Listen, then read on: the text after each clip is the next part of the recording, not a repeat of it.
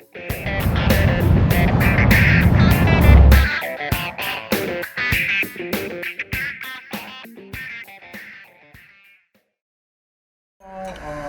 Concord Monitor subscribers, please remember, how many of you participated in the ranked choice voting ballot? A couple? Yeah? Okay. So I did a mock ballot for the Democratic primary under ranked choice voting because it seemed like if there was ever an election where alternative voting system would be useful, this is it, with 572 candidates. So, and this is one of the examples, and we had so many write-ins, we were kind of swamped. As I said, we had more than even the letters to Santa, which I thought was an accomplishment. So I figured we'd revisit the topic one more time. And as always, this is being filmed for Concord Television, the cable access channel here in town. It will be shown a couple times. You can see it online. They'll have it online, and they also share it with other cable access stations around the country. As I've said, I've been told we're very popular in Utah. So the topic is ranked choice voting or alternative voting systems, and why they make sense, in particular, kind of how they work and how they might work in New Hampshire or not, and whether they're a good idea or not. And as always, what I'm going to do is I want to do quick things. If by any chance none of you have signed up for the Granite newsletter and the Science Cafe alerts, there's a sheet over by the coffee. You can leave an email there, and we'll add you. Next month's topic, I believe, is going to be science fiction. I've got the UNH professor who teaches a course on it. I think I'm going to get somebody from Dartmouth and somebody from the Concord Library to talk about the current and future state of science fiction. I think a lot of us have read science fiction, but perhaps, stopped reading back when Heinlein and Bradbury were written. So who knows? So that'll be topic this month. And of course, we're still running every month down in Nashua, and Science Cafe NH.org is the website. If you want to keep up with it. Okay, so three panelists, three excellent panelists, may I say. And as always, I'm going to ask them to introduce themselves, and in a couple of minutes, tell them why we should pay any attention to them whatsoever by giving us a quick technologies, and then we'll plunge in. I'll ask the first question, and after that, it's up to you. There's not a whole lot of people here, so you're going to have to ask questions. It's very boring. All right. Good evening. I'm David Scanlan. Actually, let me do my one thing. I forget. Hold your microphone closer to your mouth than you think you should, because even I don't do it. If people can hear it, so. Particularly for television. Yeah, particularly for the TV. So. I'm David Scanlan. I'm the Deputy Secretary of State for New Hampshire. I've held the position now almost 18 years, and boy, that time has flown by. Prior to that, I served in the legislature for 8 terms or 16 years. So I have experience both being on the ballot as a candidate, but also in a position where we produce the ballots, distribute them, and prepare them for the election cycle. I'm Tiani Coleman, and I'm a non-practicing attorney at the moment. I'm also president of New Hampshire Independent Voters. And speaking of Utah, I used to be the chair of the Salt Lake County Republican Party out in Utah, where we use ranked choice voting in our conventions out there. So I've been familiar with ranked choice voting since early 2000s and became a big fan of it back then. And now here with New Hampshire Independent Voters, we've also started a group called New Hampshire Ranked Choice Voting, and we are advocating to get ranked choice voting passed here. We've had a couple of sessions where it's been in 2018 and 2019 sessions. It's not in the session this year in 2020 because we're working really hard to set everything up this year so that it will pass in 2021. My name is Kyle Bailey. I live in Gorham, Maine. I'm a political consultant. I ran the ballot measure campaign that won ranked choice voting in Maine in 2016, and the ballot measure campaign that protected ranked choice voting in 2018 in the ballot box. And then 2019, last year, led the legislative campaign that won ranked choice voting for presidential elections in Maine. So Maine's the first state to adopted ranked choice voting for state primaries and congressional elections. We had a ballot measure campaign to save that law when the legislature repealed it. And then last year, we expanded that law to include presidential primaries and general elections, the first state to do that. So glad to be here over in New Hampshire this evening. So thanks for having me. You people are incredibly efficient. The regulars will know we've never had all three of them introduce themselves. I think, so. All right. Well, let me start with the first question, which I will ask of Deputy Secretary of State, which is, just for background, explain quickly about kind of how elections currently run in the state, how the ballots are created, printed, distributed, collected, and counted.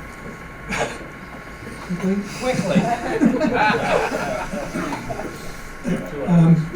Well, the role of our office, obviously, is to prepare the ballots. We start with a filing period where all the candidates that are interested in running for office sign up. And I'm talking about state-level races, although a similar event occurs in local elections as well. After the filing period closes, we start preparing the ballots, and as long as I've been in the Secretary of State's office, I've seen ballot styles change, and there are events that occur that require changes on the ballot. Examples of that might be, well, a dozen years or so ago, we used to list all of the candidates' names just in straight alphabetical order on the ballot. So if your name began with A, there was a good chance that you were going to be first in the list of candidates. Through a court case, we had a court ruling that said that we can't do that anymore because it's not fair to the person whose last name begins with Z, always going last. So the court instructed us to rotate the names, the order of names on the ballot. And so we have a system for doing that where each candidate has an equal opportunity to be chosen as the first name on the ballot, and then subsequent names following in a certain order. The court also required that in a general election we have to rotate party columns on the ballot as well. So every town or every city board has a different ballot, and the order of names are not the same on those ballots, and the party column rotations are probably not the same in each ward.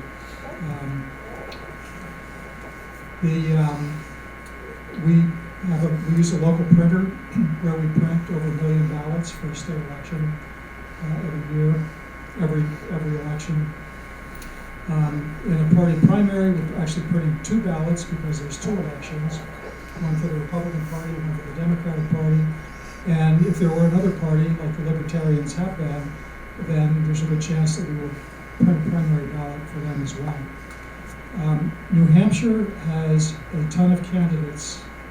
We probably have more candidates per capita than any other state in the country. So our ballots are somewhat complex in that regard because we have to find the space to do that. We believe strongly that all of the candidates on the ballot should be listed on one page, and we shouldn't have to flip the page over to vote. Obviously, if there were certain changes made, that might change. Ranked choice might be one of those options. Other issues that might, other items that might change that are if there were minor parties that actually became official parties, so that instead of just Republicans and Democrats, we also had Libertarians, Green Party members, Constitution Party members. That would dramatically change the ballot format. So, in terms of ranked choice voting, I'll probably get into this discussion. That's one of the concerns that we would have in our office is what would the impact be on the voter's experience, what the ballot would look like. Do we have equipment that can actually count a ballot that has a ranked choice option on it? And those are all pretty significant concerns from our perspective. Our office doesn't really have a position on this bill. We do have a degree of skepticism. It is a new concept. To a lot of people, it is foreign. And when it comes to elections, our goal is to keep things as simple as possible for the voters so that they have a ballot that they can understand. And if we're going to train election officials and voters on the use of it, we have to be able to explain that process and what's going on in a simple way. Can you talk about how current ballots are counted? Right now, ballots are counted in New Hampshire two ways. First of all, every ballot that is cast in New Hampshire is cast on a paper ballot. And historically, ballots have been hand counted in New Hampshire up until probably 35 years ago, when first there were some lever machines which rapidly went out of existence because they were unreliable. Today, we use an aging optical scan counting device, which is a local option. In other words, the city or town has to decide that they want to use that type of a device to count their ballots. Roughly 2/3 of the cities and towns in New Hampshire use an optical scan counting device. That represents probably about 80% of the population. The other smaller towns have trouble justifying spending the money on a counting device that might be in excess of $8,000 plus programming costs of the number required for every election. And when they just have 500 or 600 or 1,000 voters, it's kind of hard to justify that expense. I live in a town with hand counts still. Does anybody else in here? Do you live in a hand count? Okay. And my wife has volunteered. I always work on election nights. My wife has volunteered a few times. And it's an interesting process to hand count ballots on election night with a bunch of nearsighted neighbors. So yeah. And I would just follow up, after the election's over, New Hampshire always has recounts in the state election. We conduct by far more recounts than any other state in the country, and we do every single one of those recounts by hand. We don't use another machine to count the ballots. We make sure that we see the intent of the voter on every ballot and count the ballot that way. And the ones that aren't hand counted are optical scan. That's AccuVote or something. The AccuVote optical scan counting device is the only machine that's approved for use in New Hampshire. Some of the ones that are in service now are approaching 30 years old. They've been pretty reliable, and there is a new generation of digital scanning devices now that are on the market. But there's a lot more computer code in them, and we do have a certain segment of our population that is very suspicious of what happens in those machines when it's the machine counting and not the excuse me, and not the workers in the polling place. I think we can safely say we have a segment of the population that's very suspicious. Yeah. All right, okay, I think that's all I need for the background, so. Can you take the questions? Yeah, absolutely. This is just. Actually, I forgot to say, so let me, if you got a question, wait for the microphone for the TV folks. It's not wireless today because we have some technical issues, so as I mentioned, you folks in the corner, you might have to walk over here. I'm not sure I can get the wire all the way to you. And/or I might trip myself.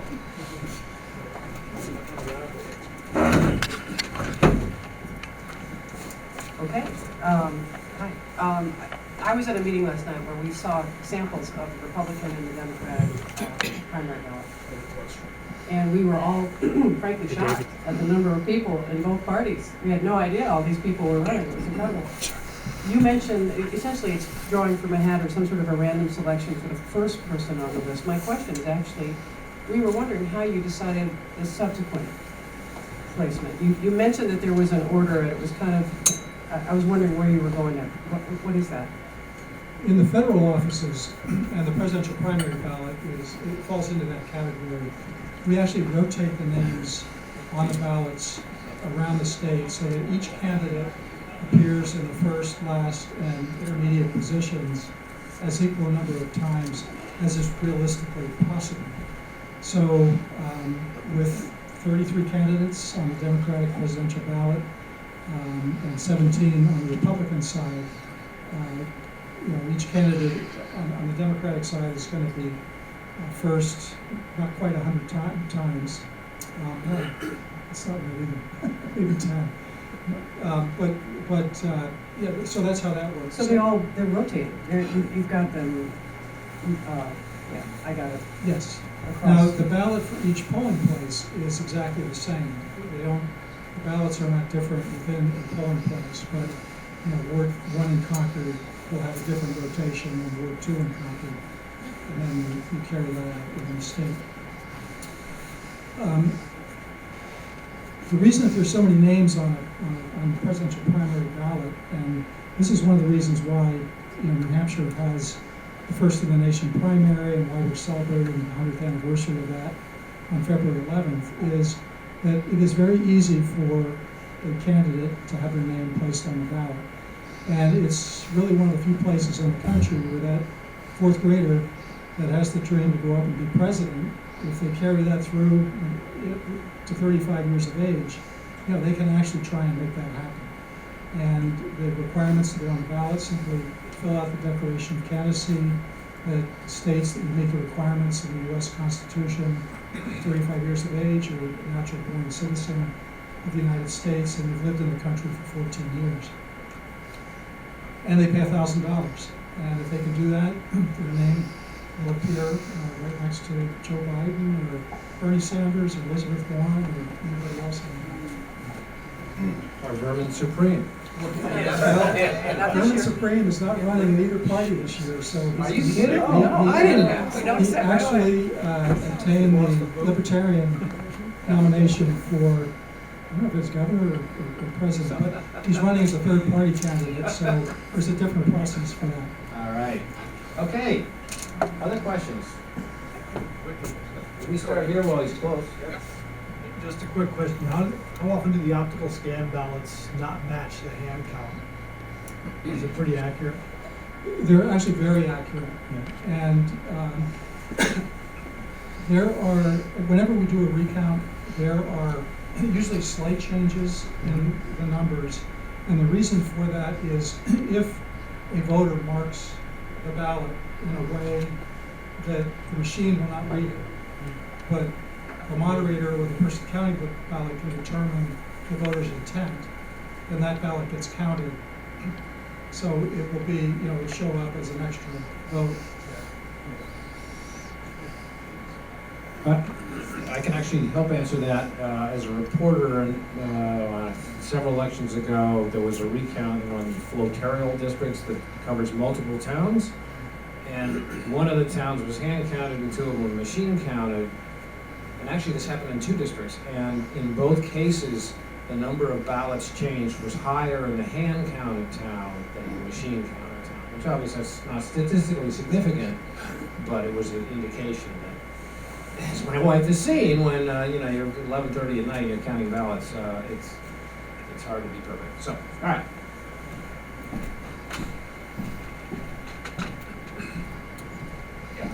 I think I got an idea how ranked choice voting would work when there's one candidate. Now, there are several places in New Hampshire, say for example, where I live, the top three finishers get elected to our House representative. How would a ranked choice vote work then?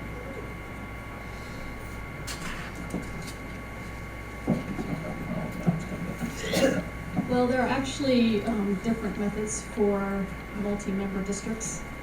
But one method is called the single transferable vote method. It's actually quite different than regular ranked choice voting. Regular ranked choice voting is based on majority, the person who gets the majority of votes wins, or at least the person who gets the most closely gets most closely to the majority. Actually, does everybody know roughly how ranked choice voting works, or not at all? Is there anybody who's completely clueless about it? No, not at all? Okay, Can you so just- I'll backtrack. Okay. So ranked choice voting in general works the same way as you would vote normally.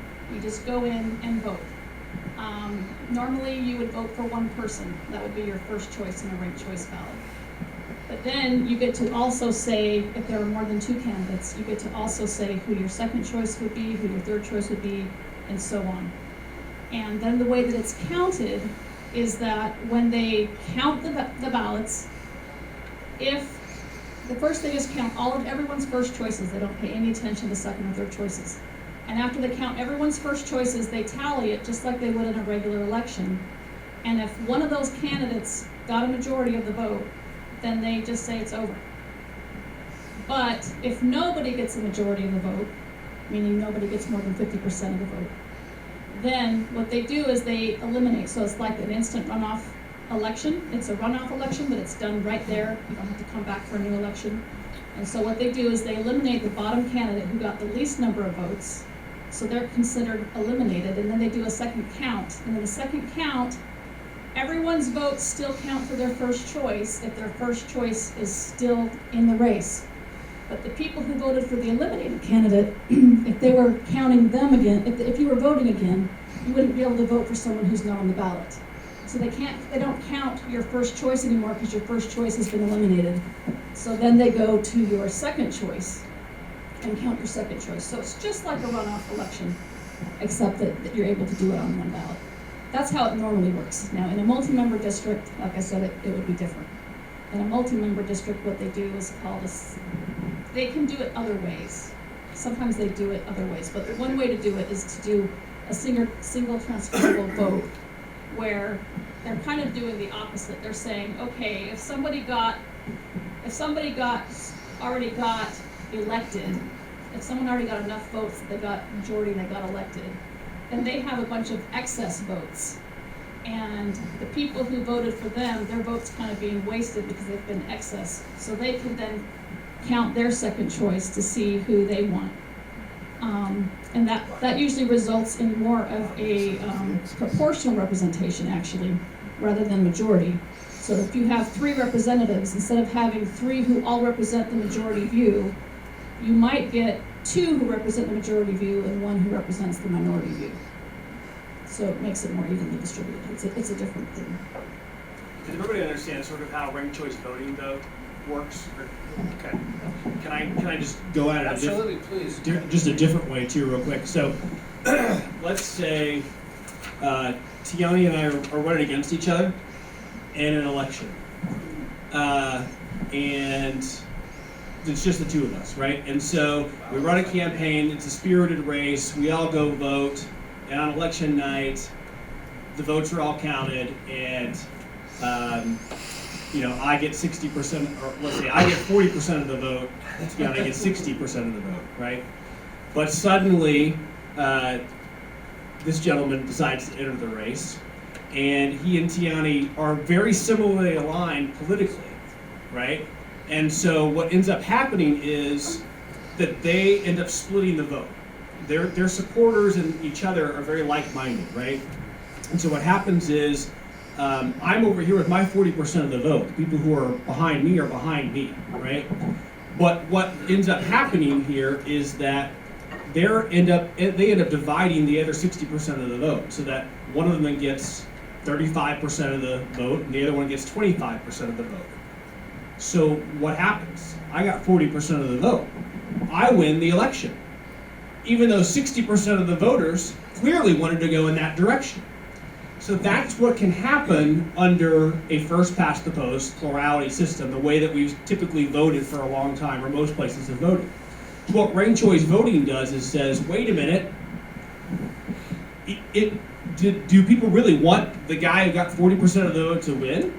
So with ranked choice voting, you get a chance to say, in this race with 3 candidates. So in this race, there's no, I can't waste my vote for Tiani, or he's not a spoiler. Those dynamics go away. You get a chance to say, she's my first choice, he's my second choice, or she's my second choice, he's my first. You get a chance to rank your choices in order of your true individual preference, right? From your favorite to your least favorite.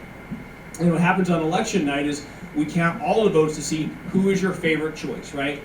And so think about it as piles of ballots. So if your first choice is me, right, all those ballots are piled up in front of me. Your first choice is Tiani, all the ballots are piled up in front of her. Your first choice is him, all the ballots are piled up in front of him. And so I've got 40% of the vote, she's got 35% of the vote, he's got 25% of the vote. So what happens is no one has a majority, and he's in last place, so he's eliminated, right? But if you voted for him, your vote's not wasted. We literally pick up the ballots to see, for the folks who voted for him as their first choice, who's their second choice. We pick up the ballots and we move them to the pile for their second choice. What happens? Almost everyone who ranked him as their first choice moves over to Tiani, right? And suddenly, she now overcomes me. She gets a majority of the vote and wins the election. And if you voted for her or I as your first choice, right, your vote still counts for us. It's still sitting in that pile, right, in that instant runoff or that second round of tabulation. So it's just as if you had everybody come back to the polls and vote all over again without him being there, but you didn't have to do that because you knew exactly what people would do based on how they make their choices. Does that help? Well, that helps in the, you know, Sure, there's one winning candidate. one winner, right? Yeah, okay. Yeah. Can I just say, I actually saw that so when I ran my fake election, which I did with all 16 candidates who at the time were the leading candidates, which I've since been told is not the way, you would only actually do 10. But anyway, whatever, it was, I had 16 different piles out on the floor of the publisher's office. It was not allowed into our office for a couple days. And literally I'd go, well, this person's lowest, I'd pick them up and I'd walk around and distribute them and count again. And the perfect example of what you just said happened between Bernie Sanders and Elizabeth Warren, very similar supporters. When Bernie Sanders got eliminated, when he was the lowest, after about 12 rounds, virtually all of his votes went to Elizabeth Warren. So she jumped up quite a lot. If you're interested in this sort of thing, very few of Elizabeth Warren's voters chose Bernie as their next choice. So I don't know what that says about the politics. So you can analyze the heck out of these things. But anyway, but it definitely, you could definitely see she jumped way up in the rankings and did much better than she would if it was just one vote. So. Are you all I right? had a follow-up. I'll be in there. Don't get into it. Sure. This is directed toward Dave. Okay. I'll ask the same question I asked you before. Why don't they do this with the New Hampshire primary? That has been proposed, but the reason why I think it's a bad idea for the New Hampshire primary is, if you think about it, presidential primaries are to allocate delegates and send them to the national convention. And so when we have so many candidates running in New Hampshire, there's an opportunity for several of those candidates to get delegates. The requirement in New Hampshire is you have to get more than 10%. And if you do that, you're eligible to get a delegate. And the number of delegates that you can get above that depends on the percentage of the vote that you get. So if you applied ranked choice voting to the presidential primary, with the goal being that you move the winner above the 50% threshold, even though the plurality might be less than 30%, to the extent that you're moving a candidate up, you're moving candidates that have qualified for delegates down below that threshold. And that's, So we had a bill this last session that was specifically geared towards implementing ranked choice voting for this upcoming presidential primary this year. And we worked really hard to try to get it to pass because we thought it was very, very important that it passed because of the delegate threshold of being 15% in the Democratic Party and 10% in the Republican Party. Then that means that if you have a whole number of candidates, a lot, which we have, in 2016 we had a huge number of Republican candidates, and this year we have a huge number of Democratic candidates. And in both cases, you might have a majority or if not a majority, at least a large number of votes that go to candidates who got less than that 10% or 15%, and therefore it's like your vote is completely wasted. It does not go towards anything. And so we had a system for using it in the presidential primary where you did not go to the final candidate, because we knew that in a presidential primary it's used just for allocating delegates. And so, you don't have to go till you get to the final candidate. You can go until you get to all candidates remaining have at least 15% of the vote, or 10% if it's the Republican Party. And so that way, if you have 4 candidates that each have 5%, or 4 candidates who each have 14%, or however many candidates, and you add all that up, that's a huge percentage of the vote that's not going towards any delegates, that's completely being wasted. If we had been able to implement ranked choice voting so many more votes would have been counted. And in the Republican Party this year, for example, you know, at the moment, when you look at the polls, it doesn't look like, you know, there's a huge amount of challenge. But what happens is you kind of have the Trump vote and the anti-Trump vote, right? But all the other candidates represent the anti-Trump vote. And so, you know, it's possible that all those candidates combined might equal at least 10%.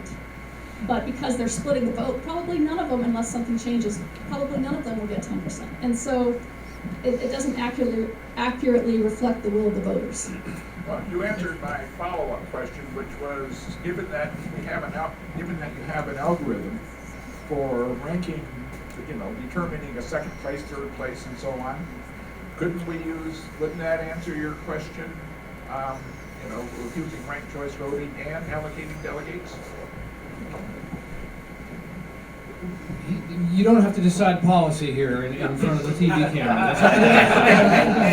I'm not going to decide policy, but New Hampshire is, I'll say, special. I mean, I think we all in this room know that.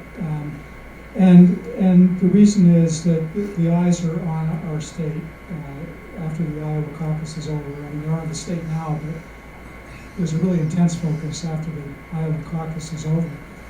And it's a race. I mean, elections are also called races, and so, you know, there's a bunch of candidates running down the track, and the one that crosses that wire first wins, and then there's a second place finisher and a third place, and typically they get trophies, and the same is true in New Hampshire. You know, the results are known at the end of the night.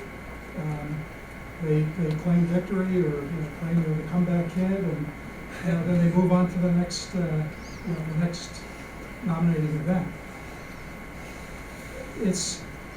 I think you can make arguments that you're hearing here, you know, that you want to count the votes properly, but there's more happening in New Hampshire that is important to the rest of the nation. And it's having a winner that it's not going to change. It's having a second place person that, you know, that can claim that they made a comeback, and they can move on to the next place and make their event.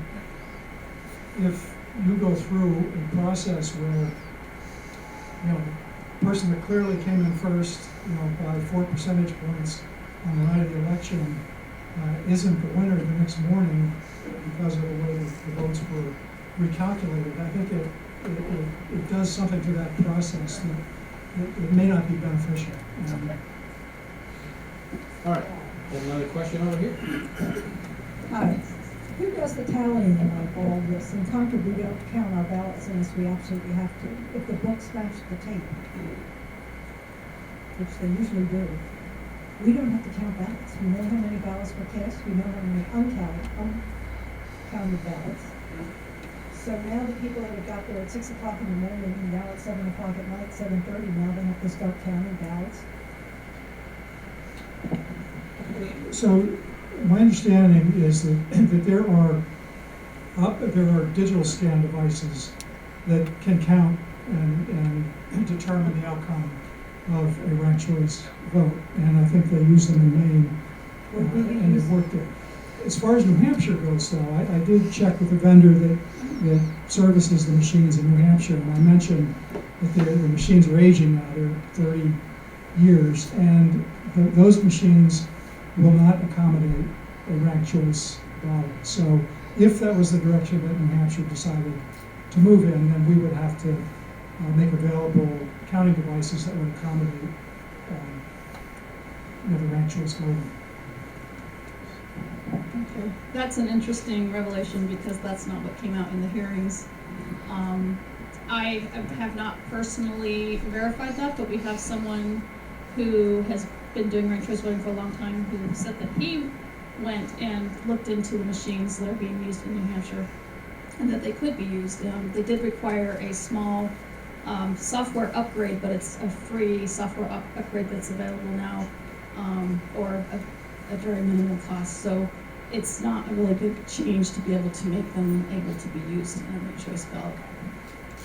Yeah, I would say with there's about over a dozen cities now across the United States that are using ranked choice voting, including some major cities, and of course Maine is now using it, and I think there are 5 states that are using it in their presidential primaries and caucuses this year. So because it's becoming more popular, all the biggest vendors of election tabulators and systems have now integrated ranked choice voting into their systems and have those software upgrades available. So not that there wouldn't be a cost to the state of New Hampshire to upgrade those systems, but I think in Maine, I think we paid $35,000 for the entire state to upgrade the software for our existing tabulators. And we had tabulators with ES&S, a different vendor that were easily upgradable. So that was, the cost was sort of minimal to us. But those are all things that have to get worked out with the election administrators in each state. Excellent. Let me go back over here and then I'll make my way across. Actually, in terms of dollars, just quickly, I talked to the state, the Maine Secretary of State's office, and their estimate for ranked choice voting for a general election is that an election in Maine costs, they'd say, $350,000 to $400,000, and add another $300,000 or so for ranked choice voting. So it almost double it. But most of that cost is printing a separate ballot. So what they do is they print one ballot for the races that are just first past the post, and another ballot for ranked choice voting. If you go onto the Maine Secretary of State website, there's a webinar that he gave about a year ago talking about it, and he says one of the things they decided was whether they wanted to print just one ballot with both ranked choice and non-ranked choice, and decided that would be confusing, so they haven't. So maybe they wouldn't need that cost necessarily. But they had to rent a high-speed tabulator, and there's some software, and they have to transport materials, because for statewide races, you have to bring them all back to one place in order to determine. In Maine. In Maine, right. But you would also, Every state is different. but you would here too, for So right now you can determine who won, in Congress in the whole district by just adding up all the results from each town. But if there were multiple candidates Not that ranked true, choice I can voting, disprove that. we're gonna get all mathy here if you're letting them get going. So be careful. So ranked choice voting, that may not be true if there's not too many candidates. You might have to bring all the ballots to one spot. So that's an extra amount of cost. Although Way if you're going easier to Fort- do in New Hampshire than Maine. You'd have to go to Fort Kent for crying out loud. I will just say that the actual cost to implement ranked choice voting in Maine for the June 2018 election, which included the initial implementation cost, the one-time cost, the Secretary of State of Maine has an affidavit saying it cost $89,000 to implement ranked choice voting. The fiscal note that was originally assigned to our Citizens Initiative, the Secretary of State assigned to our initiative, said it would cost $1.5 million to implement ranked choice voting. Our Secretary of State also traveled around the state during that campaign and was on the radio and different events saying it cost up to $10 million in 10 years to implement. So this is the sort of thing that one of the challenges we faced in our state, but the true cost actually ended up being about $89,000. And that was not inclusive of all, I think, the cost the Secretary of State would have liked to have spent on education. So we provided a lot of education. We were able to go to some foundations to provide private funding to do a lot of education. The state did very little education, voter education around ranked choice voting, and yet voters were overwhelmingly found that ranked choice voting was easy to use, and they didn't report any problems. In fact, the Secretary of State talked to reporters after both elections saying that voters didn't report any problems using ranked choice voting, did not hear any issues from clerks saying that there were problems, that was very easy to use, and that was actually with very little voter education, because if you've looked at a ranked choice voting ballot with a couple of rows and a few columns, it's pretty intuitive. And that's because I tell folks we rank choices every day of our lives. If I go to the ice cream shop and I want chocolate ice cream and they're out of chocolate ice cream, I don't freak out or walk away. I know what my second choice is. I get strawberry, right? We rank our choices every day of our lives.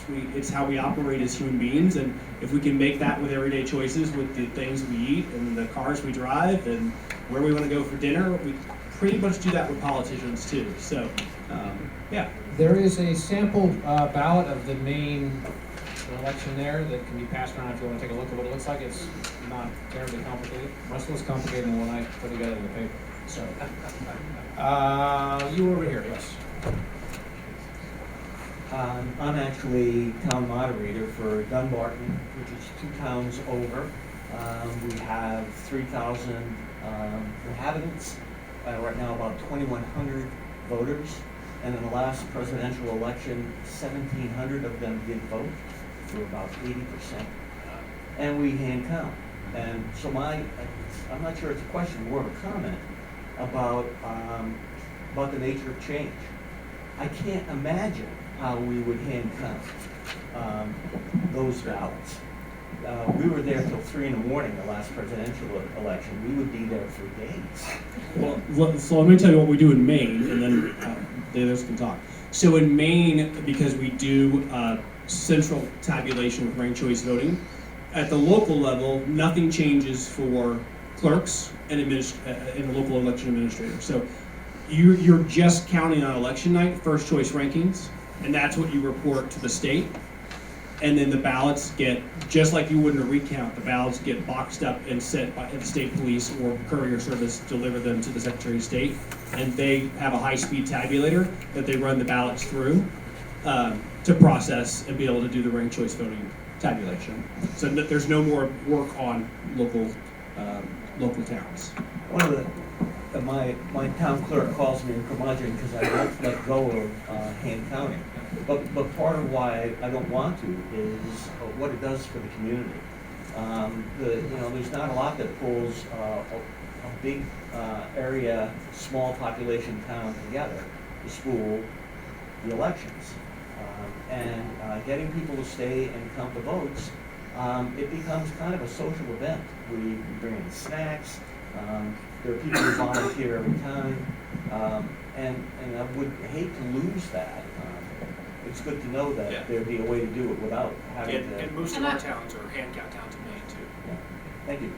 Right, and I would also just say that if you are hand counting a relatively low number, not like 1 million, but 1,500 ballots, which is relatively low, it's kind of hard. Doesn't look like it on At 3 in the morning. It it's really not. doesn't, the ranked choice process doesn't take it much longer really than the first process. The first process takes the longest, counting that first choice vote that you do anyway all the time.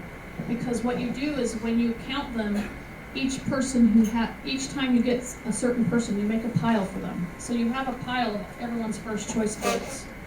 And so when you have to count the second choice, if nobody got a majority, if someone got a majority, it's over. You don't have to count any other votes. But if nobody got a majority, all you have to do is take the smallest pile of person who was eliminated and count for second choice. And a lot of times it will pretty soon go to the winner. Sometimes it's so close with a lot of candidates, I guess you could go many rounds, but it may not take more than just a few rounds. The longest time period is counting that first initial vote that you do already anyway.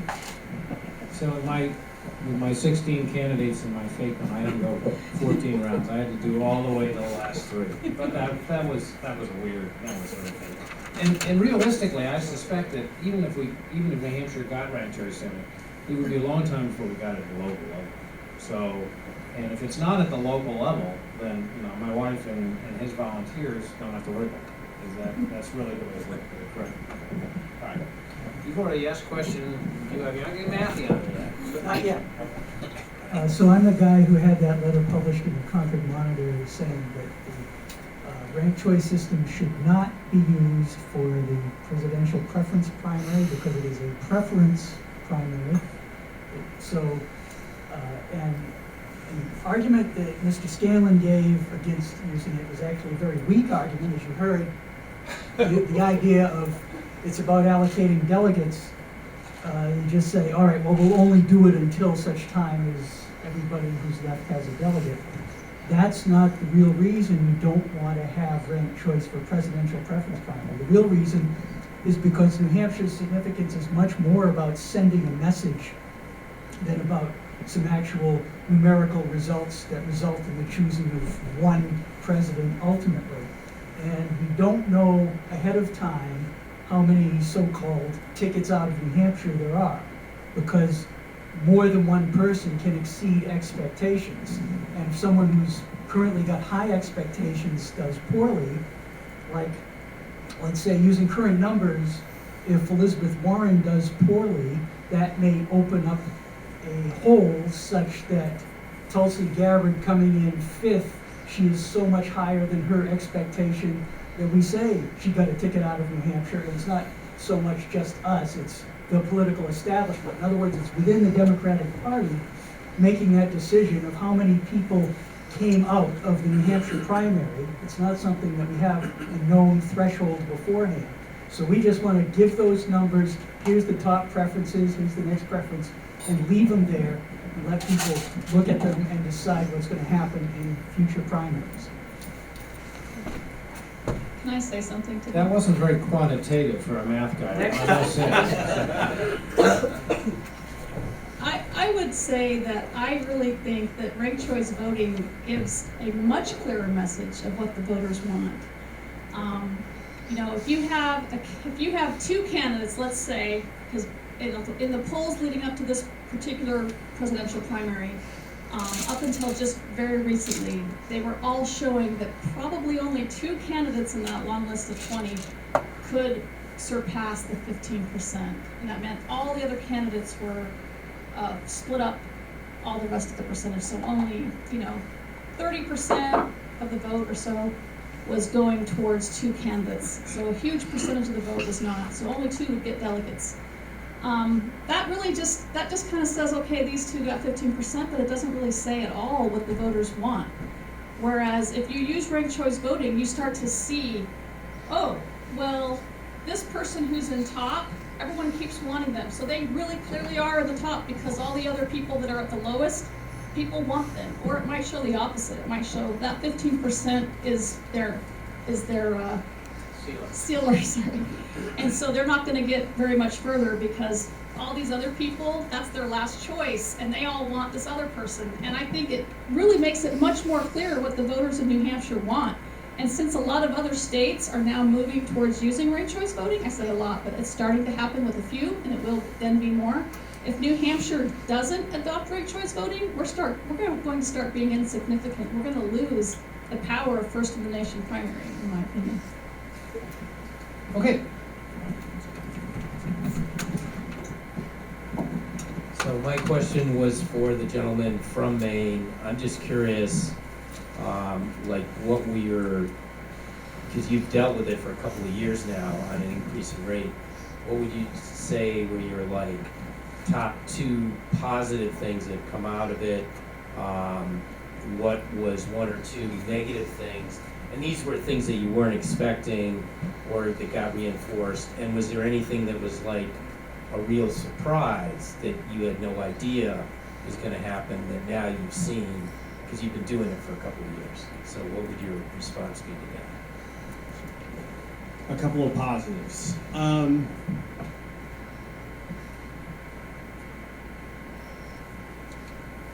So we saw higher voter participation, particularly in the first time it was used in the primary election. Maine has consistently been among one of the top states with high voter turnout in general elections, but we've also been one of the states that's had one of the lowest rates of voter participation in primary elections, and in fact some of the lowest voter participation rates in the nation, some historic lows in statewide primary elections. So we had massive voter turnout in our primary election in 2018. We actually had the Secretary of Towns actually photocopying ballots at the municipal level, which actually delayed our tabulation of results for ranked choice voting because the high-speed tabulator couldn't read the photocopies and they had to be hand counted. So that was pretty exciting to see, and ranked choice voting was really a driver of that. And I would say because the voting system, and this is sort of, I'm a political scientist as a student, but I don't think voting systems necessarily drive increased voter participation or turnout.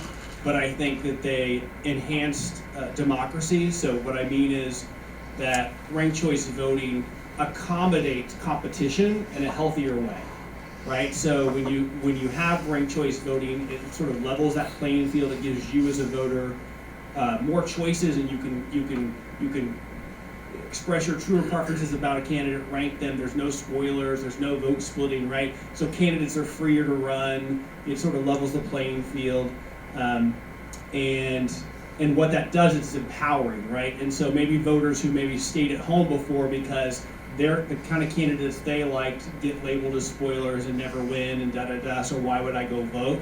They're sort of empowered to re-engage in their democracy, so it invites people to participate. So we see that across the country with ranked choice voting. So that's one. I will say that I saw candidates reach out beyond their base and appeal for second choice rankings. I saw that in the primaries, but also in the second congressional district race in Maine. The candidate who ended up winning this last time around, he beat an incumbent congressman. On election night, he came in, he was in second place. The winner in that race ended up just behind, he was in second place. Neither candidate had an outright majority. There were 4 candidates in the race, and the third and fourth place finisher got about 10% of the vote between the two of them. And the gentlemen who were neck and neck in the mid-40 percentile, one of them refused to ask for second choice ranking, said ranked choice voting is stupid, only ranking is your first choice.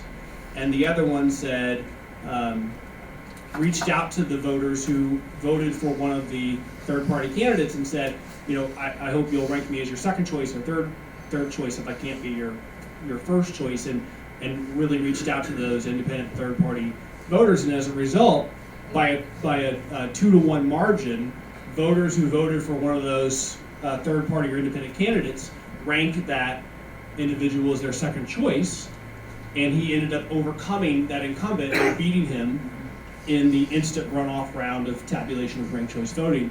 And I would say that individual who ended up winning just ran a campaign that was more, I would say, more civil, more geared towards reaching out beyond his base, appealing more broadly for support, et cetera. And so it proved, and we've seen this in other places too that have ranked choice voting, if you're willing to, the incentives change.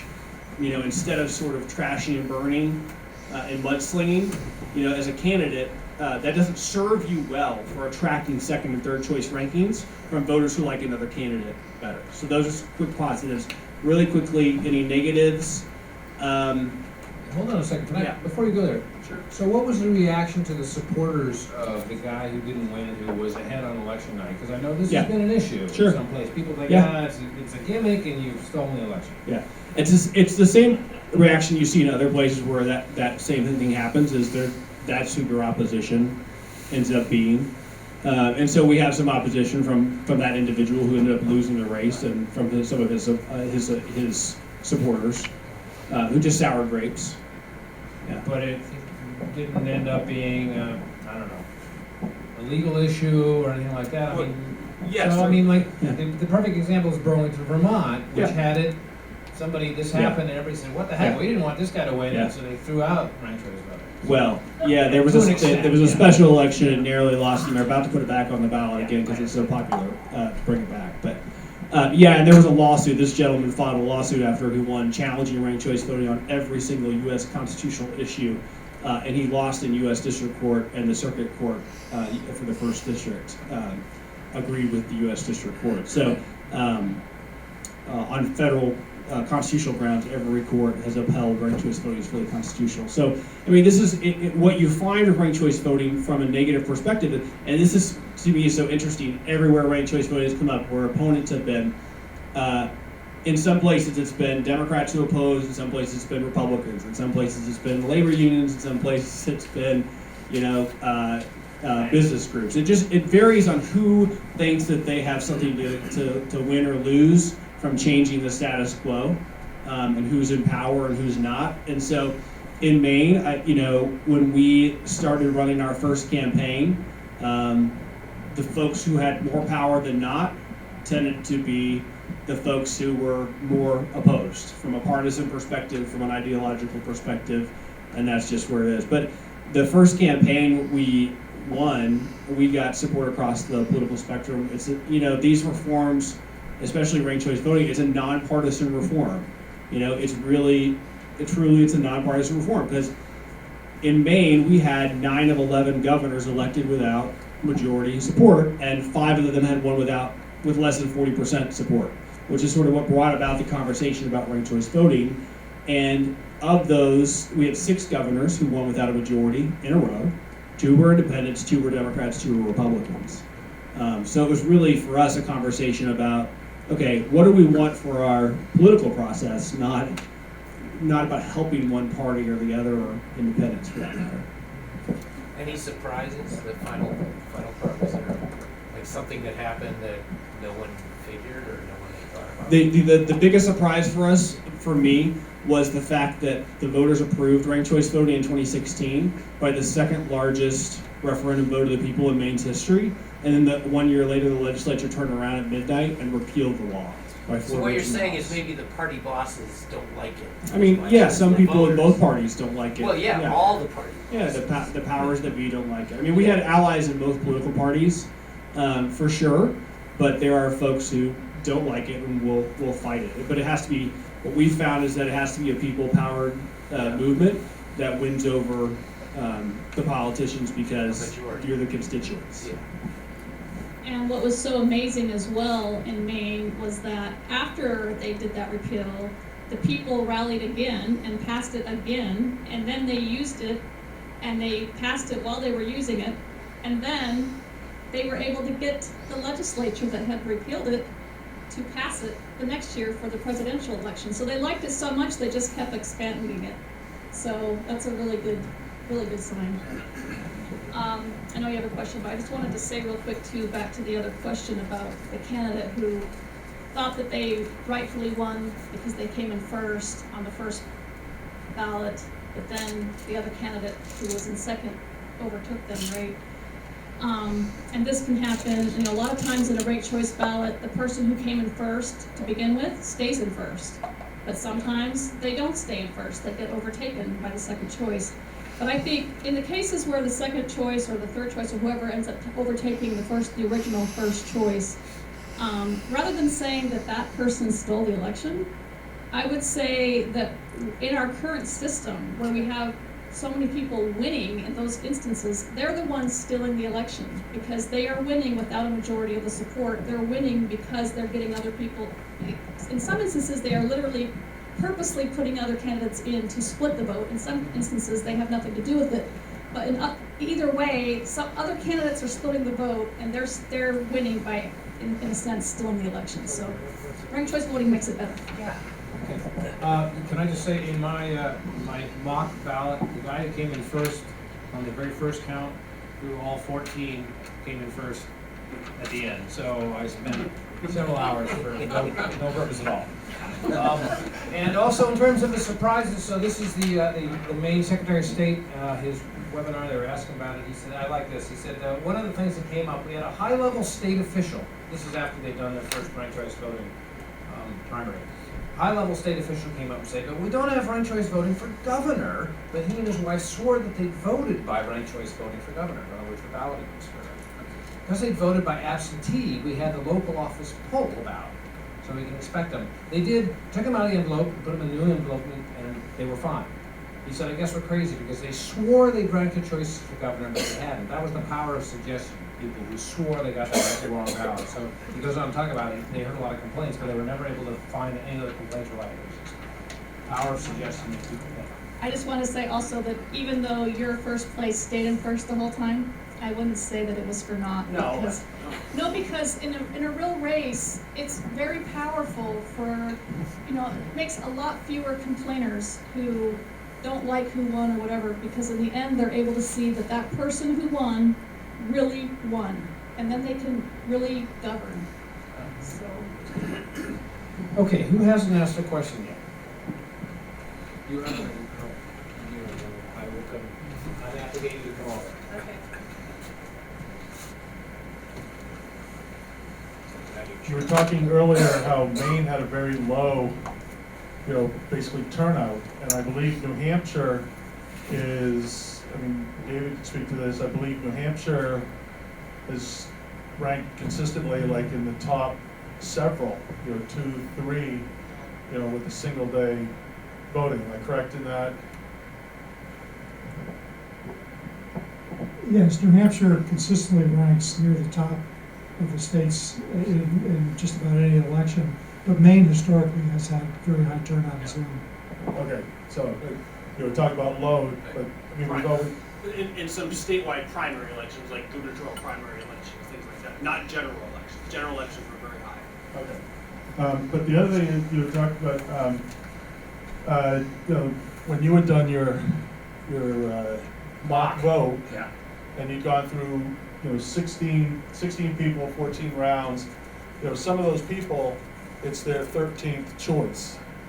So I don't know that I'd be one, I know you're not gonna have that same thing where you're gonna have so many people. But, I don't wanna go that far down, to use sort of an ice cream analogy, Arnie's will be open in a month, up on the Heights. But, you talk about if there's one ice cream that's not available, for me, I'm going up there, I like basically all of them, which one am I gonna choose? I'm not gonna be able to take a little bit of each one. So for me to be voting, to make all that, there's some people that I'm just not gonna vote for.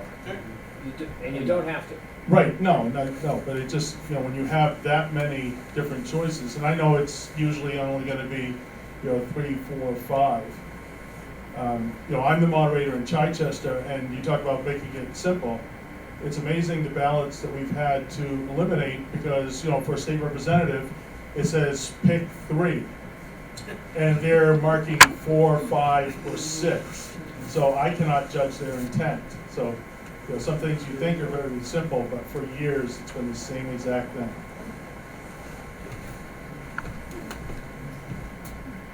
In mine, out of, I forget the numbers exactly, like 400 votes, people mailed in ballots, and then by the end, about 35, 40 of them were not counted at all, because they didn't choose everybody, and all the ones they had chosen had been eliminated, so. And only about a third of the people made a choice for all 16. So it's just, excessive, we're never gonna have 16. Yeah, I just a quick thing, a couple things to share real quick on that. What we find is we have two things. There's a lot of self-reported data from voters about the ease of use about ranked choice voting, but one of the cool things that I've found looking at elections across the country where ranked choice voting is used, including Maine's experiences, there's something called the spoiled ballot rate, which is all right, how many ballots aren't actually counted because there's something wrong with the ballot. What we find is that in ranked choice voting elections and in non-ranked choice voting elections, the spoiled ballot rate is actually comparable, meaning that there's really no difference in terms of the number of ballots that are thrown out, which tells us that not only are voters saying it's easy, but in fact, there just seems to be no real difference between the plurality elections and ranked choice voting elections in terms of the voters having a problem filling out the ballot, which I think is really interesting. And the other thing I'd say, yes, you can rank as many or as few candidates as you like. In some places that have ranked choice voting, you can rank up to 3. Some places you can rank up to 4 or 5 or 6. In Maine, you can actually rank as many as you want, depending on how the Secretary of State designs the ballot. In Portland, the first time they used ranked choice voting, Portland, Maine, it's 17 candidates. It looked a lot like your ballot, actually, for mayor. And I think something like 85% of people went all the way through the final round of tabulation. But I'd also say, I think that, if you're voting, let's say hypothetically you're voting in the Democratic presidential primary this year, you probably have an opinion about Joe Biden, you probably have an opinion about Bernie Sanders, you probably have an opinion about Elizabeth Warren, and maybe you have an opinion about Pete Buttigieg. I think those are the top 4 polling candidates. So as long as you're ranking at least 3 of those, then your ballot's going to count. And if it was ranked choice voting, your ballot would count to the final round of tabulation for somebody, right? So the odds are, right, that even if you got a crowded race of ranked choice voting, you could rank as many as you wanted. the likelihood is that you're ranking somewhere in your rankings, even if you're only choosing to rank a few, are the candidates who've spent the most amount of money, have the highest name recognition, are the candidates who are ultimately going to make it all the way through because they are the most well-known, have the highest name recognition, right? You're going to probably, in your rankings, rank someone who is the most viable candidate who's probably going to make it all the way through, even if you decide not to rank, all 15 candidates, sort of thing. Does that make sense? Yeah. Yeah. You want to come over here, or is that? So I've heard ranked choice voting described in several different settings, here, the paper, elsewhere. Beginning to settle in, I'm beginning to understand what it's about, and that's fine, but I'm also wondering, okay, my neighbor doesn't read the paper, probably hasn't heard about it. How do I talk to him about it? Do you have anything in writing that says, this is what it is, like 3, 4, 5, or 10 points, and this is why we should put it in place in New Hampshire? You've given a number of reasons, but is there anything in writing that we can use to explain about that? I brought a little handout, although I'm not sure it's 100% the best. But if you go, there are a few different websites you can go to. If you want to get involved in helping ranked choice voting, sign up for the Facebook group, New Hampshire Ranked Choice Voting. If you want to be educated about ranked choice voting, there are a few different websites, but the easiest one to remember is fairvote.org. Maine had some great websites. Massachusetts is doing a huge campaign. It's going to be on their ballot this November, whether to implement ranked choice voting. So they have some great stuff on Voter Choice MA, and yours is rcvmaine.com. Yeah, It's currently under rcvmaine.com. construction, but Yeah, but fairvote.org has a lot about ranked choice voting. That's an easy one to go to. That's fair as in FAIR. Yes. Not paying money fair. Yeah, fairvote.org. Okay. I'm just curious if any of the states that use ranked choice voting actually just do it by, say, averaging the ranks or summing the ranks. So you don't have to constantly go through this reiteration over and over again. In other words, you just, if I had 5 people who voted for me and 1 person, 3 of them voted me first and 2 voted me second, so you could average those together. If I ended up at the lowest ranking of all the people who were in there, I win. You know what I'm saying? Just average the ranks. Or you sum them, because if people leave some off, that would be a problem, I guess. You know what I'm saying? You have no idea what I'm talking about? I know what you're saying. Just I mean, instead of playing the game. there are some other methods of tabulating votes, and I think there's one called STAR that kind of does something similar. It's not exact average, but they have assigned points to the different rankings and whatnot. Yeah. I don't know if Some of averaging would work now. some of the drawbacks is just that it's actually more complicated to explain and for people to understand and to tally and all of that. And it hasn't been used anywhere widespread in any way whatsoever, so there's not really any data on it. Yeah. Ranked choice voting is easiest because it is basically the exact same as regular election. It's like doing a runoff election, but yet you do it all on one ballot, so it's not so complicated. It's a lot easier.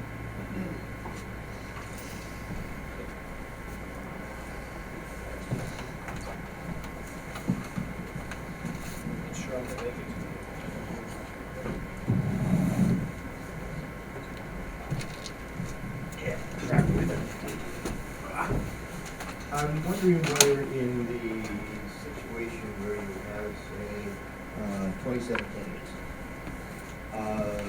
and I can envision 27 piles, if it would simplify the tallying procedure to ask people, instead of ranking each candidate on a scale of 1 to 27, if you said, give me your top 5 or your top 7 or whatever would be an appropriate number, would that somehow simplify the tallying, number one?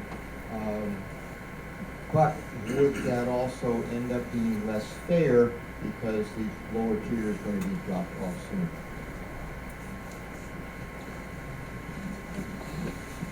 Yeah, I mean, if you limit the number of candidates that people can rank, and you have more candidates running, you're going to have more voters who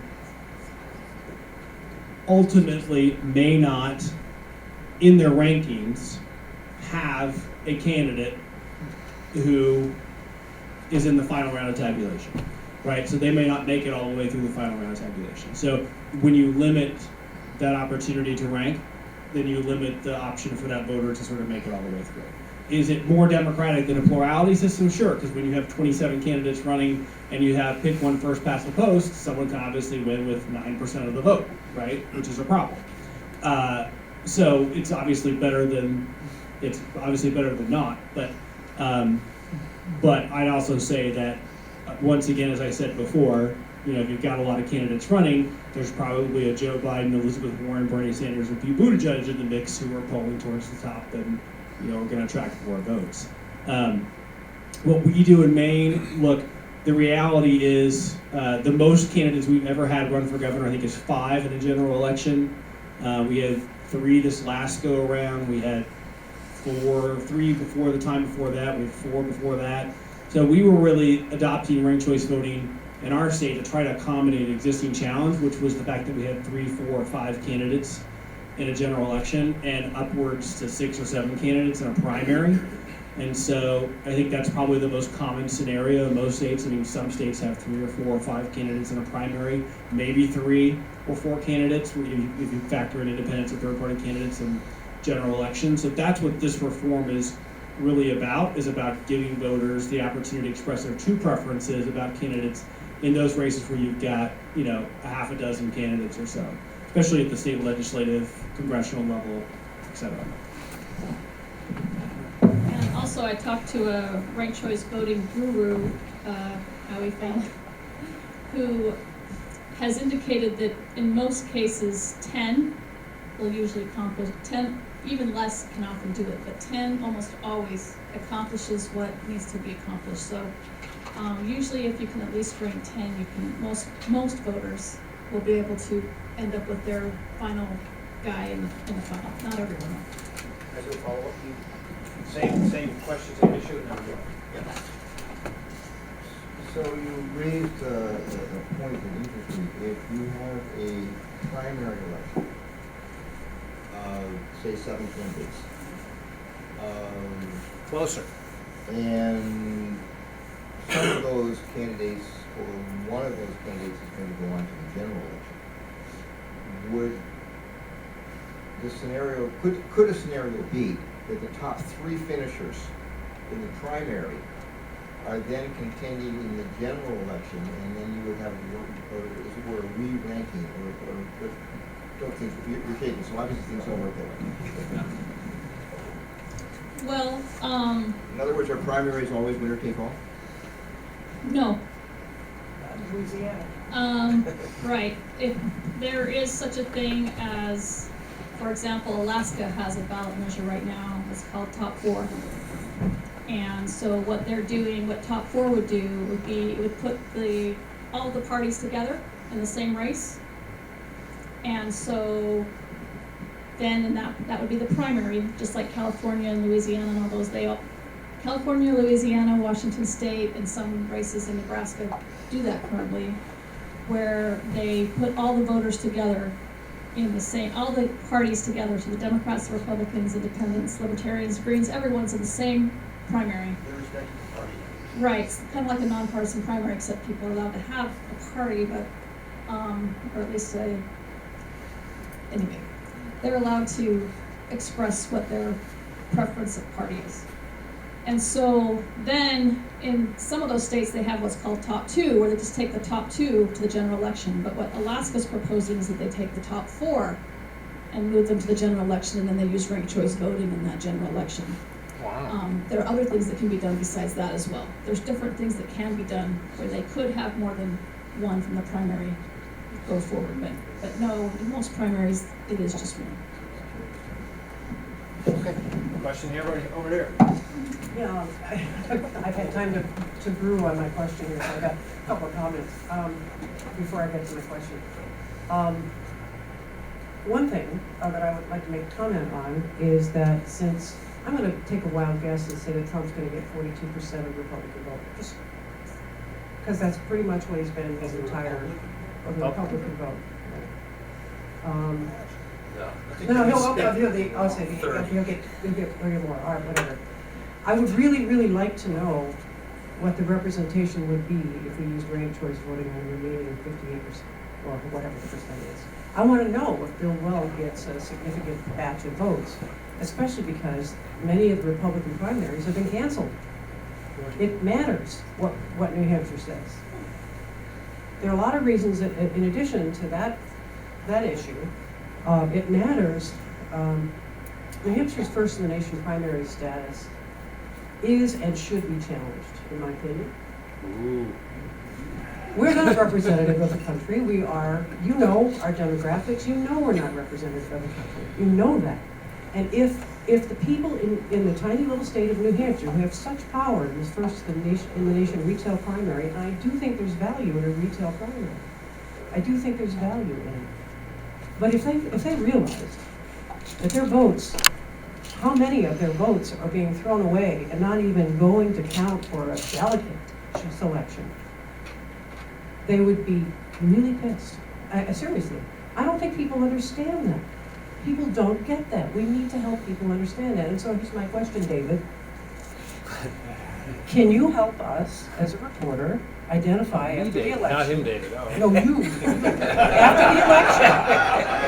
After the election, can you help us identify this issue of lost votes, people that were just dismissed, not counted at all in delegate selection? I mean, is this going to result in, I don't know, did the delegates get selected on a county by county basis? Is that how it works? And if it's county by county, then does that mean that certain entire regions of the state of New Hampshire are being thrown away? No, it's statewide, isn't it? So is it a statewide thing? How does that come down? I don't understand the mechanics and what the final result, it doesn't matter really. I mean, one means that a geographic region could be discounted. Another one means that X number of people are being discounted. Either way, it matters. Because in our tiny little non-representative state, we're only being represented by a tiny little handful of people. That's not okay. That's all. So Dave, don't tell your boss what she said about, Tell him. us losing the first primary. He wouldn't like it, so. I don't know, any comment you want to make about that, or, so the lost vote, obviously, argument is part of what you've always been saying. Right? I've already mentioned it. I'm not sure if you know, I'm not sure if I follow exactly what your question was in addition to what I've already said. Oh, but yes, I mean, if Dave doesn't, I will write an op-ed about what happened and people who lost their vote because we didn't use ranked choice voting, so. So, talking about, although of course our motto is no politics here, which is hard to do with this topic. But no, that's fine. So the reason I did not do a fake ballot for the Republican primary is because I assumed Trump would win on the first ballot and it would be useless. Plurality. So he'd get a majority of the No, first ballot. the Republican. Within the Republican only primary, so that's just a problem, so. Yeah. Do you wanna say something here? Well, I just want to address how the delegate selection process works in New Hampshire. So each party has so many delegates that they have from New Hampshire that goes to the national convention. And when the candidate files for office within a short time after that, each candidate is supposed to provide to the Secretary of State the pool of individuals that they would choose as delegates, depending on how many they win. So, so you have the election, the candidates, let's say that there's 3 or 4 that get over the 10 or the 15% threshold, depending on the party. The delegates that exist for those candidates that receive less than 10% of the vote go to the winning candidate as kind of a reward for coming in first. And then those candidates will choose from their list which individuals will actually go to the convention, because the list that they supply is just based on if they want all the delegates. Isn't it proportionally distributed? They don't all go to the winning candidate, right? It's proportional. It's each candidate that receives, depending on which primary, more than 10 or 15% of the vote is assigned delegates based on the percentage that they receive. But there's always there's a couple of delegates left over that represent the collective group of candidates who receive less than 10%. And those delegates, you could say there's two, are then assigned to the winning primary. So if you had 7 viable candidates, in theory, they could all get 14%, and nobody would get any delegates. That make sense? Okay, questions, anybody who hasn't asked one yet? Be quiet, people over here on this side of the room, come on.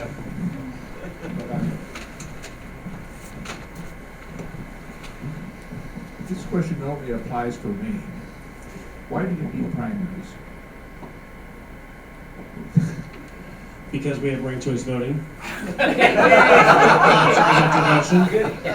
Why not just have a general election with ranked choice voting with whoever the hell wants to run? That's what I meant. Got it, yeah. So, good question. So our initiative kept party primaries, but applied ranked choice voting to them, and then used ranked choice voting in general election. And we did that because the conversations that we'd had through the coalition that we had built was that people wanted to keep enough people wanted to keep the party primaries. They liked participating in the party primaries and having that as a vehicle to organize and to they liked having the political party process, and they wanted to utilize that. And so the conversation was to use ranked choice voting in that process to encourage healthy debate and competition and to level playing field in the primary, and then to have that same opportunity in a general election to allow independent third-party candidates to also have a level playing field. So the argument was sort of that it's a win-win for the parties and independent third-party candidates. So Democrats and Republicans, this was a political argument to some extent for us in Maine, and so each state is different, has to decide what's best for them. But from our perspective, it was, some might argue that if we had just said, we're going to do away with the primaries or not address the primaries, and we're just going to focus on the general election, some might have said, oh, this is just about helping independent third-party candidates in general elections to help them try to win. And so we applied it to primaries in part because the argument was, well, ranked choice voting in primaries helps the parties to put your best foot forward. Because, for example, we had a 7-way Democratic primary for governor this last go-around. The winner of that primary went on to win the general election for governor, but she got 35% of the vote in the first round, but she ended up winning with 53%, 55% of the vote after with the ranked choice voting result. In the primary. And so the primary showed that she was in fact a consensus winner, when in fact I think if we hadn't had ranked choice voting in that primary, there's probably some, she's a more moderate Democrat, so there were probably some progressive groups that might have said, raised fury that she was, sort of stole the election with 35%. You could sort of see those factions emerging, and so ranked choice voting was this sort of nice consensus process for the parties that benefited the party and then parties, but then the general election also leveled the playing field for independent third-party candidates. So we sort of liked that, thought that was well-rounded for me. And just to add to that, there are some people who do advocate for just having one election because they say it's cheaper. You don't have to have primaries. You can save money now that you have ranked choice voting. You just need to have one election. And if that's your goal, then that's an argument. Personally, I think we do benefit from narrowing the list. We benefit, whether it's done through parties. I personally am not much into parties. But even if we were to combine the parties, which I would like to do, meaning what I mean is have one primary, because as an independent, I like to be able to vote both. You know, if I go into a state ballot, I might want to vote in the Republican side for governor, let's say, and on the Democratic side for Senate. I'm just making that up, but I'm just saying, you know, I want to be able to do both, but I can't. I have to pick one party or the other, even though I'm an independent. So I personally would like to just combine them all, but I would still personally want primaries because I think it's beneficial to have a lot of candidates and then narrow it down to fewer so that people can really focus on a few candidates instead of having to focus on such a huge number of candidates. Excellent. I forgot who was, there was somebody who had their hand up? No? Well, you throw this up? Well, let me, so in my column today, I talked about a professor from SUNY Buffalo who I invited here, but oddly enough, he didn't want to drive to Concord. And he made an argument, he and a colleague had done some analysis, and he made the argument opposite of anything I've ever heard of, which is the ranked choice voting is actually more divisive, and the plurality, first past the vote, unifies it. And the idea being that ranked choice voting is sort of like, turns you into like the legislature in Italy, which there's 500 different parties, all sort of squabbling amongst each other, because so many people will participate because they might have a chance of getting some of the votes, and so it actually ends up splitting things more. Whereas when under the plurality system, whereas you've got it, the argument is, you've got to get enough people, so it will be fewer viable candidates, and therefore people will focus more. A, have you ever heard this argument before? And B, I assume you disagree with it. How would you respond? Ranked choice voting, anybody and their grandmother can come out and run with the possibility of, I get all these third place votes, so I might actually win. Whereas it's not going to happen if you actually win. What would you say to this professor if you've driven here from Buffalo? Well, I guess I would say that, the overwhelming majority of political scientists and political science research says that ranked choice voting is a far preferable voting system to first past the post and plurality voting. That it has proven to have a modest increase in voter participation as a result of its implementation. That there is a correlation with more civility in campaigns. That voters do express more empowerment, that the notion that somehow people of color can't rank their choices or elderly voters aren't able to express their opinions about more than one candidate in an election is just not accurate. These are some of the arguments that we've seen from some people against ranked choice voting. But again, there's about 5% of political scientists and political science research that says ranked choice voting isn't a good political reform. And so I think that's up for everyone to read the research and decide what you think about the different voting systems and what you like. Larry Diamond is probably one of the world's most renowned experts on democracy at Stanford University at the Hoover Institution. He is a great author. If you're not familiar with his work, I definitely check it out. He has helped to write constitutions for some of the world's developing nations, and he is a strong voice for ranked choice voting. Lee Drutman from New America Foundation is a great scholar of democracy work. He's written extensively about ranked choice voting.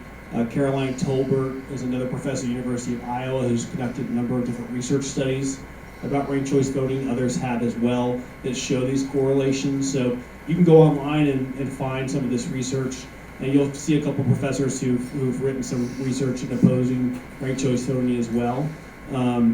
Just like you can go online and find some research that says climate change is not the result of human activity. But the overwhelming majority of scientists say that humans do cause, and the climate change is driven significantly by human activity. So you can try to find science on both sides. So that's what the research says, and that's what I'd probably say to that gentleman. From a personal point of view, I've been writing about this topic for probably 20 years because it just fits into the granny geek kind of, it's funky and weird and cool. And yeah, it's geeky. And initially I thought it was not a joke. It struck me as a classic geek response to a problem. You've got this complicated sociological problem, so I'm going to change the mechanism because that's easy to do because I don't want to deal with human beings. But in the last probably couple of years, I've actually come to change my point of view. I do think it would have a dampening effect on some of the more toxic aspects of democracy. It would be far from a panacea, and there'd be many other things that still need to be solved. I think it would be a step. Plus, it'd be fun.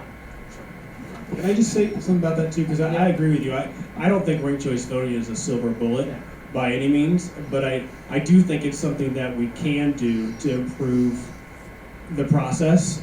It's sort of a window that's open to us to make it better, and I think the way I look at it is, our founding fathers sort of gave us this republic if we can keep it, and part of that challenge is to make our union more perfect.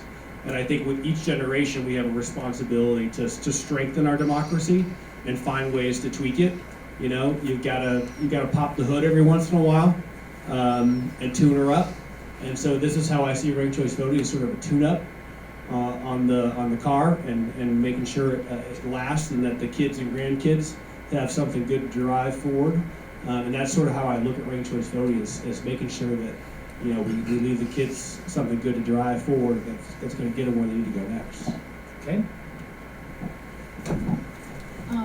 I was just gonna say something. Yeah, please. I think that we have had a political system traditionally that really doesn't have a huge amount of competition. If you look back through history, we used to have the party bosses kind of picking the candidates, and incumbents used to really just have a ton of power, and sometimes they'd have a little bit of challenge, right, but not very much. But I think we're kind of coming into a new era now where people aren't really accepting that as much anymore. People want to have more competition, they want to have more power from the ground up. And I think with that kind of desire of people wanting to have more competition in the political system, we need to have a system that accommodates that, and that's ranked choice voting.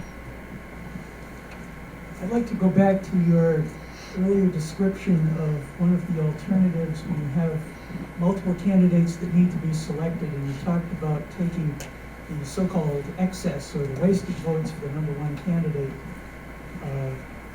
That's something that I've heard about for many years, and it worries me that there's room for hanky-panky there.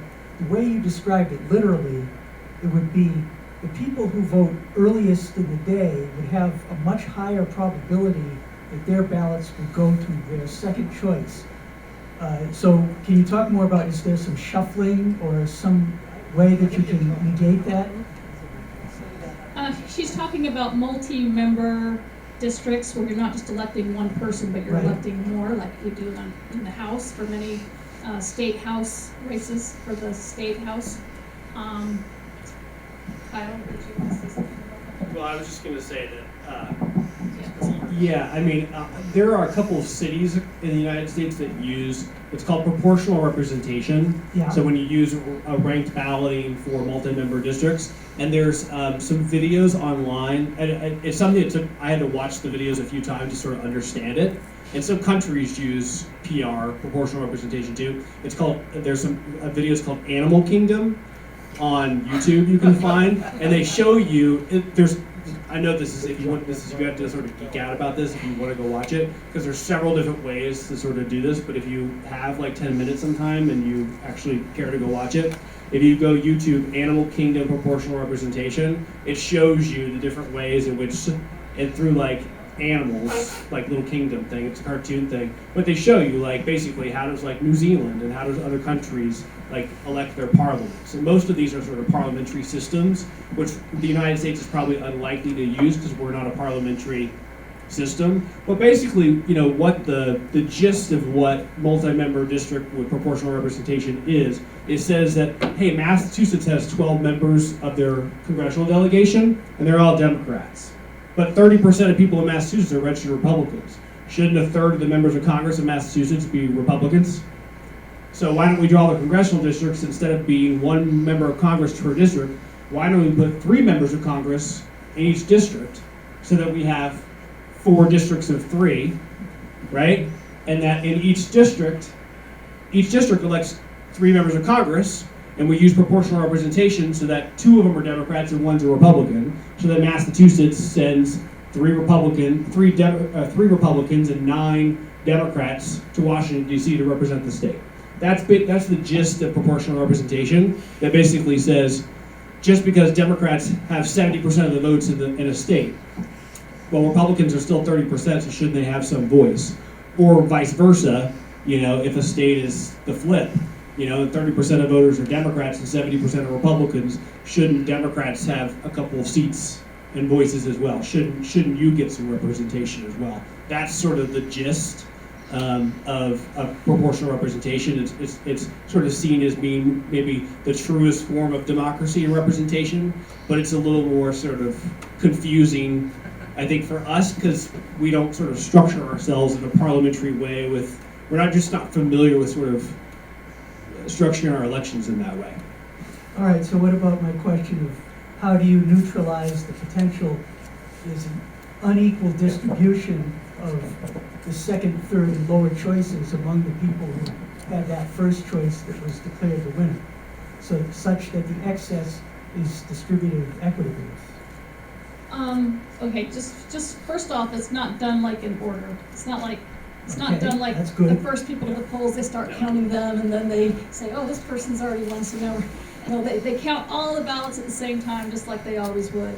And unfortunately, this is not my forte, so I'm not good at explaining it.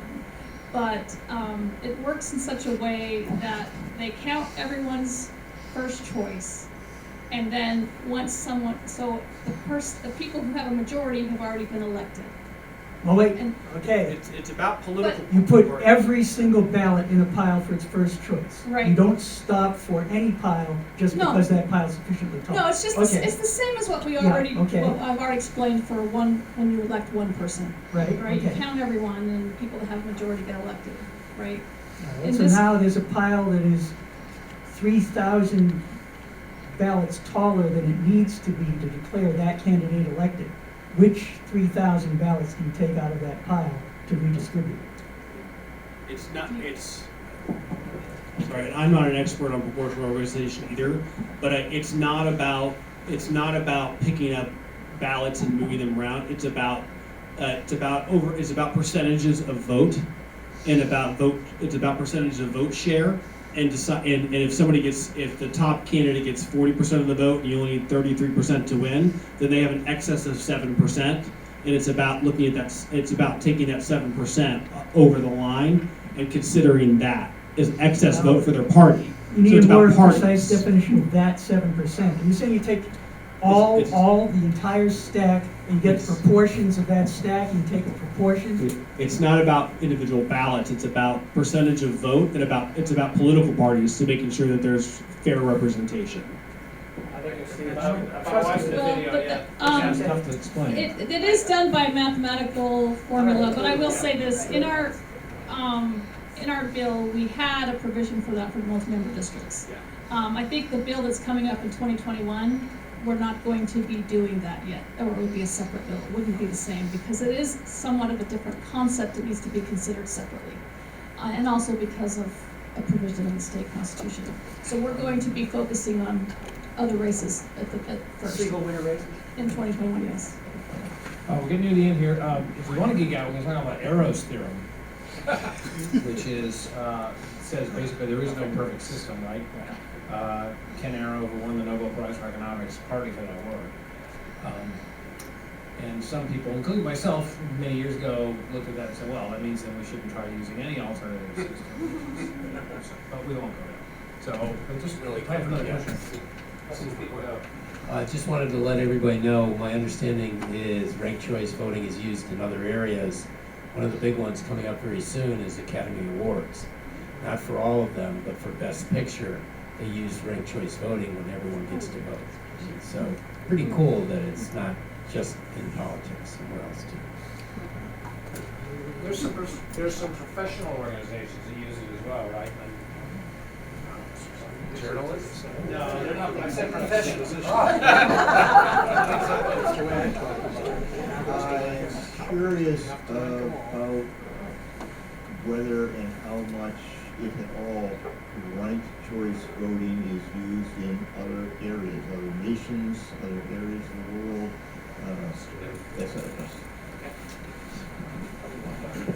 So Australia has actually used ranked choice balloting since 1917 to elect its lower house of parliament, so long before tabulators. Ireland uses ranked choice voting to elect its president. It actually does it by hand, counts all the ballots in the country by hand. Cities around the world use ranked choice voting, including London. There are a number of countries that use ranked choice voting to elect their president. And so a number of political parties around the world, conservatives and liberal and labor parties in Canada and Britain and other places use ranked balloting. And then some of the other voting systems we talked about tonight are used in various forms around the world, some with ranked balloting, some with other types of balloting. So there's a lot of different voting systems that are used in places that use ranked choice voting, either for multi-member districts or single-member districts. So very common around the world. It's actually the system that we use, which we inherited from Great Britain, is we're definitely in the minority of nations that use what's called, we call it first past the post. It's only a handful of nations, mostly that were colonial nations of Great Britain, a handful that still use this version and don't have some sort of a runoff or majority system in place, if not a parliamentary or ranking system that gets to better representation. Sort of like not using the metric system. So, yeah. And if you're familiar with Australian politics, you will realize that ranked choice voting is not a panacea. Actually, one last question. Make it real quick, since you haven't asked any yet. Extremely quick. I just wanted to mention that the video you mentioned of the animal kingdom, that's actually a series, CGP Gray with an E, on YouTube and on his website, cgpgray.com, titled Politics in the Animal Kingdom, and it does go over a variety of approaches, including the difficulties with first past the post. Great, okay. All right. You gonna be quick? Real quick. Let this quick. I'm curious as to how ranked choice voting would work, and whether it is actually used in nations which have a very low literacy rate. Does it exist at all, for example, in, Ethiopia? I'm pretty sure they use ranked choice voting in India. But I can't tell you that I can rattle off the statistics of exactly how that works. But I do know that it's been found in all of the polls that they've done that it's very easy to use and very easy to understand. So. Isn't this a chance to make a Maine joke? Wow. I mean, if you go online and look at a map of voting systems, I mean, it's Canada, the United States, Great Britain that have the sort of first past the post systems, and every other country where that's majority black, brown, yellow, whatever, uses some sort of system that we would all say, ooh, that's complicated, right? Like, I mean, the rest of the world that is developing or lower income, less educated, has less access to educational institutions, that we would consider, that it's not an OECD country, right? These are all countries that use proportional representation, have parliamentary systems, use ranked balloting, have multi-member districts. I mean, these countries and people participate, and in some cases participate at far greater levels in their democracies than we do here in the United States. So maybe something we should look at. And also that in the UK, even though they traditionally used first past the post like we do, a lot of their cities and whatnot are now using ranked choice voting, and as is Ireland as a country. So they're changing. Oh, and also I just wanted to say to you that fairvote.org that I mentioned at the beginning, not only do they have good information on single member ranked choice voting to explain that and to have bullet points and all of that, but they also have good information on the multi-member district elections. They explain it, how it works, so if you want to understand that better. And I was going to say, if you're on Facebook, if you go to find the Committee for Ranked Choice Voting on Facebook, we post pretty regularly interesting news articles, clips to different things. It made me think that there's a great website that Britain has called the Reform Society, that they post the results of Great Britain's elections that actually show the fact that they actually have had only twice in the last 100 years that there's been a majority coalition in Parliament that's been representative of a majority of voters in Britain. So what usually happens is a political party gets 40 or 45% of the vote, or even less, and they actually get a majority of seats in Parliament. So there's a real disconnect because of this first past the post thing. It's not representative. Do you want to say any last comment, or are you? Just want to thank you for hosting this. I've enjoyed this discussion and talking to all of you. I think that this is an interesting topic, and I learned some things tonight. It represents change to our voting system, but I think the 50,000-foot climate of elections in New Hampshire and around the country is change that goes beyond just this subject. Things like all-mail voting, no excuse absentee voting, automatic voter registration. There's a whole host of issues that are out there that are pushing up against New Hampshire right now. And so I think we have to seriously look at those things, but carefully consider them before we actually take a step to make sure that, whenever we add new changes that they're coordinated and that they will all work well together in the future. And I think that's going to be a pretty big challenge moving forward. When you said all mail voting, I thought you were going to rescind the 19th Amendment. I hadn't heard that. We're not regressing that way. All right. So please join me in thanking our panelists for giving us their time.